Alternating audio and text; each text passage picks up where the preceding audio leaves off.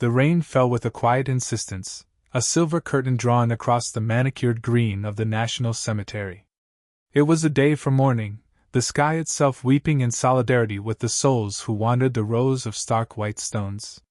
Beneath the sprawling arms of an ancient oak, one figure stood motionless, a silhouette of steadfast grief against the bruised twilight of the afternoon. He was old, his back ramrod straight in a worn but immaculate trench coat, his head bare to the chill mist. He held a simple wooden cane, but it seemed more a companion than a necessity. He faced a headstone no different from the thousands around it, a simple granite marker bearing a name, a date of birth, and a date of departure that came far too soon. He did not read the inscription. He could not. His eyes, a pale and clouded blue, saw nothing of the world beyond a tapestry of light and shadow, a permanent ghost of the day his sight had been burned away.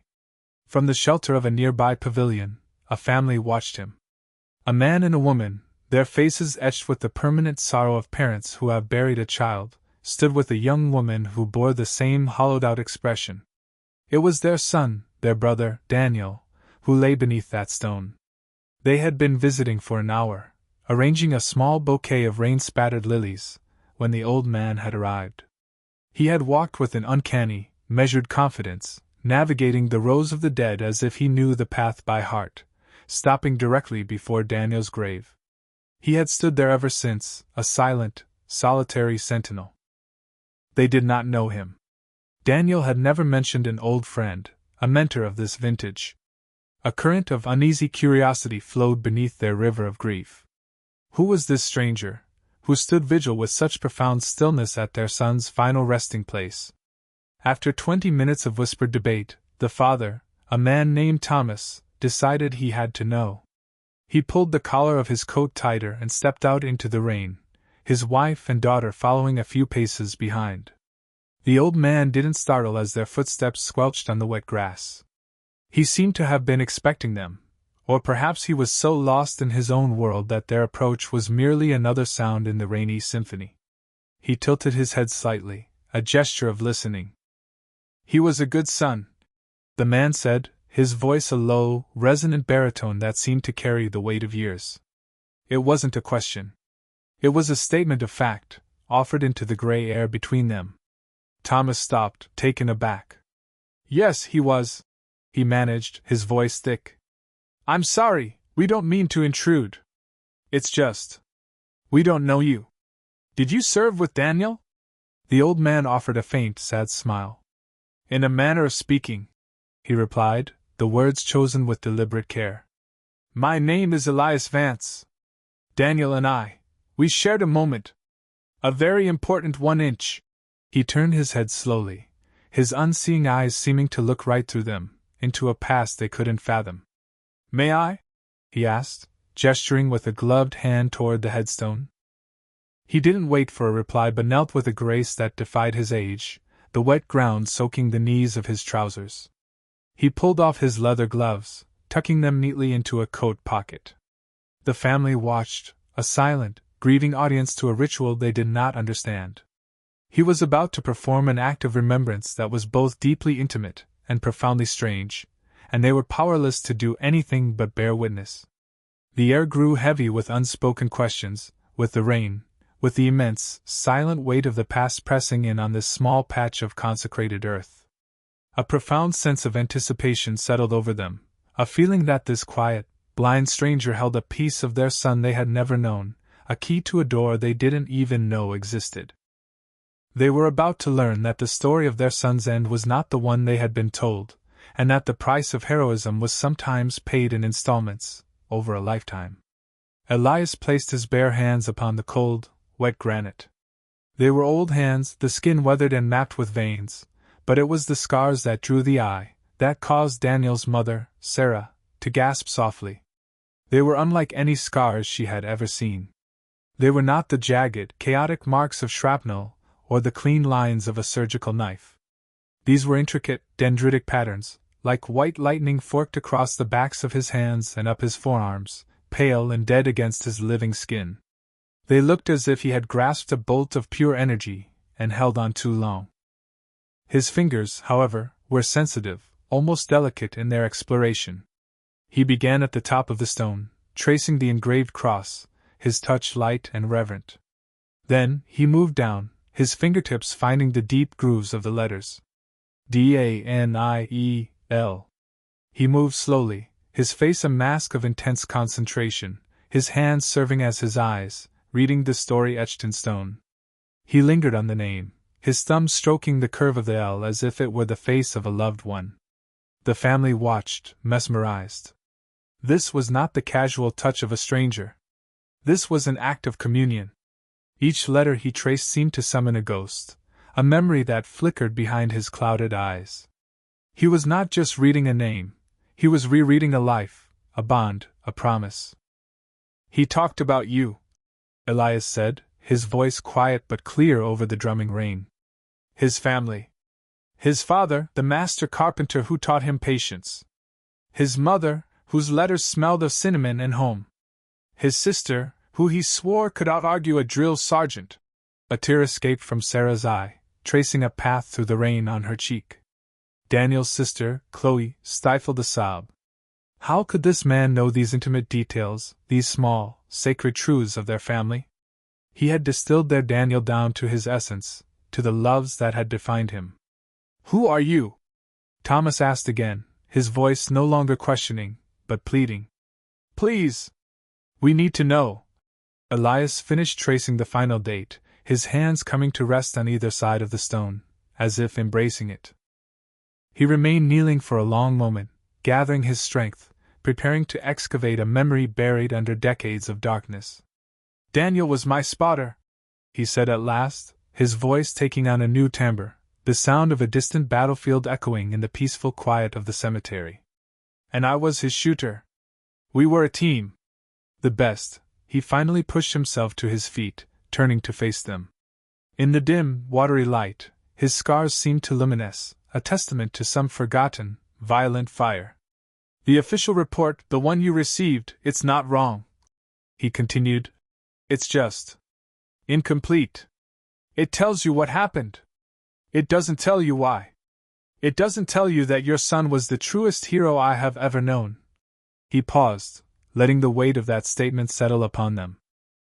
The word hero had been used many times in the letters of condolence, on the lips of uniformed officers. But coming from this man, this blind veteran with his story-etched hands, it felt different. It felt like the truth, sharp and painful and real. The rain began to fall harder, as if trying to wash away the memory before it could be spoken, but it was too late. Elias had already begun to pull the pin on a grenade of truth that had been waiting 30 years to detonate, right here, in the hearts of the family Daniel had left behind. They braced themselves, not for an explosion, but for a revelation. The story of that day was about to be told, not from the detached perspective of an after-action report, but from the only other man who had been there, the man who had survived, and the man who had paid a price all his own.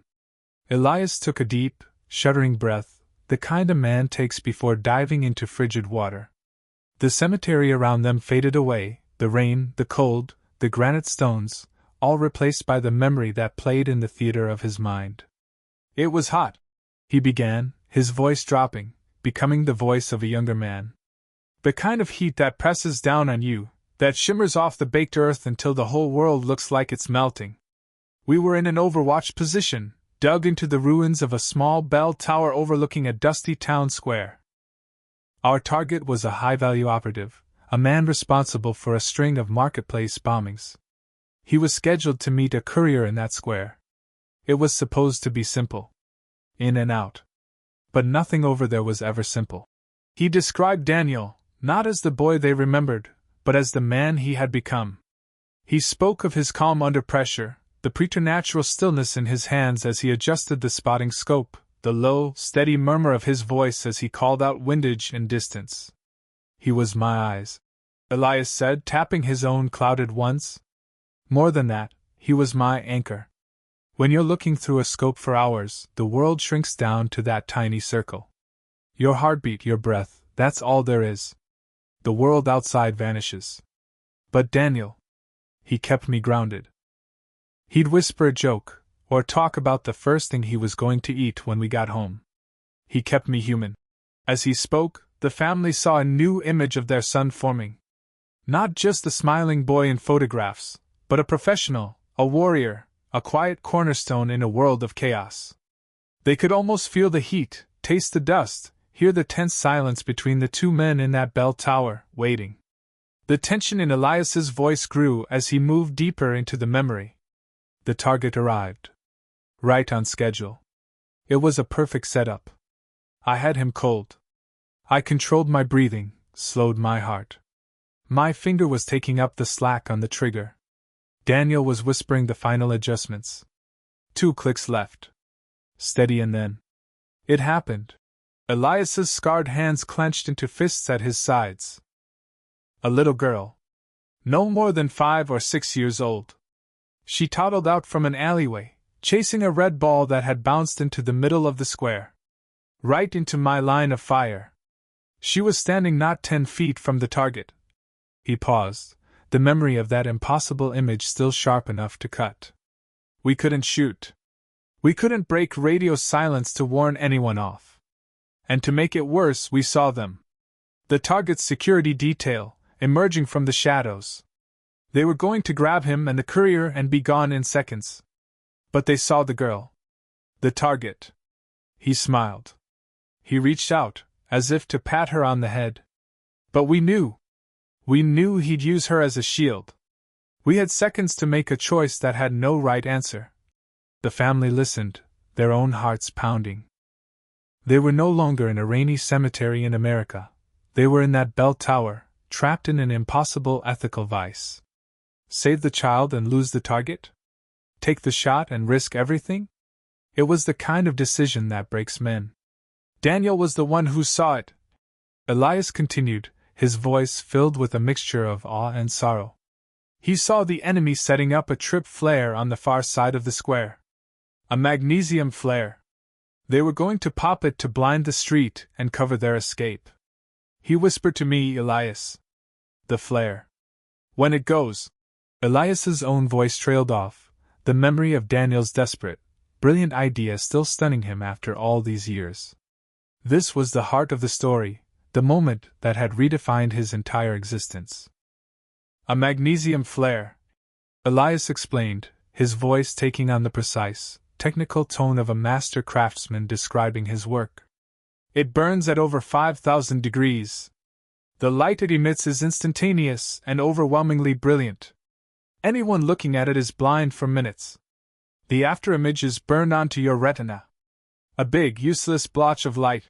He turned his face toward Thomas, as if he could see the man's confusion. But I knew something about that light. A theory I had read about, something you pray you never have to test. If you stare directly into the heart of a flash that intense, for a fraction of a second, the afterimage isn't a blotch. The rods and cones in your eye are so completely overwhelmed that the afterimage becomes a negative. A perfect black dot. A temporary reticle, burned directly onto your eye. A gun sight made of pure darkness. Sarah put a hand to her mouth. The sheer insanity of the idea was terrifying. To deliberately blind yourself, to trade your sight for a single, perfect shot. It was a 1 in a million chance, Elias said. And it would cost me my eyes. Permanently. I knew it. But the girl. That red ball. I looked at Daniel. He just nodded. He understood. He knew what I was going to do. The plan was set in a frantic, whispered exchange that lasted less than 5 seconds. Daniel would watch the target. Elias would watch the flare. The moment the flare ignited, Elias would stare into its core. The searing light would blind him, but it would also give him the black dot reticle. In that split second, Daniel had to call out the target's final position relative to the girl, and Elias, now blind but with a perfect aiming point burned into his vision, would have to trust him completely and take the shot. My last words to him, Elias whispered, were, "Don't look at the light, Danny. Whatever you do, you watch me." The climax of the memory arrived, and Elias's body tensed as if reliving it. He stood straighter, his unseeing eyes wide. The flare popped. It wasn't a sound. It was a physical presence. A wall of white light that slammed into us. I didn't flinch. I stared right into the heart of that man-made sun. The pain. There are no words for it. It was like twin needles of pure fire driving through my pupils, into my brain. The world dissolved into a nuclear white furnace. In the cinematic slow motion of his mind, he described the technical breakdown. The agony. The involuntary scream trapped in his throat. And then, just as the theory predicted, the afterimage resolved itself. A perfect, infinitesimally small black dot appeared in the center of the blinding white field that was now his vision. "Now, Danny!" he roared in his memory. From a million miles away, he heard his friend's voice, impossibly calm, impossibly precise. "Target is 2 feet left of the child. On my mark. 3, 2, 1. Mark." Elias didn't see the target. He didn't see the girl. He didn't see his own rifle. He only saw the white void and the black dot. He placed that dot where Daniel told him to, trusting his friend's voice over everything, and squeezed the trigger. He heard the crack of the rifle, then a distant thud. A moment of silence. Then, from Daniel, a single, breathless word hit: they had done it. The target was down. The girl was safe. A wave of triumphant relief washed over Elias, even through the searing pain in his skull. But it lasted only for a heartbeat. "We never saw it coming," Elias whispered, the triumph in his voice turning to ash. "The courier the target was meeting. His briefcase was packed with explosives. A dead man's switch. When our bullet hit the target, it triggered the briefcase. A secondary explosion. The return to the present was jarring." Elias was breathing heavily, his face pale. The family was frozen, caught in the grip of the story. The blast wave from the briefcase detonated a nearby propane storage tank at a food stall. The bell tower. It just came apart. I was thrown backwards, shielded by a stone pillar. "But Daniel," Elias's voice broke. "He was by the window. He was watching me, just like I told him to. He never looked at the flare. He was focused on my signal, on the target. He did his job perfectly. The explosion. It took him instantly. He never knew what hit him." The silence that followed was absolute, broken only by the soft patter of the rain on the leaves of the oak tree. The official report had said Daniel was killed in action by an enemy explosive. It was true, but it was a truth stripped of all its meaning, all its sacrifice. Now they knew. Their son hadn't just died. He had participated in a miracle. He had been the anchor, the calm voice, the steady eyes that had guided a blind man's bullet to save a child's life. He had died ensuring that a legend was born from an act of impossible courage. Sarah was weeping freely now, but the tears were different. The raw, ragged edges of her grief were being smoothed by a wave of profound, heartbreaking pride.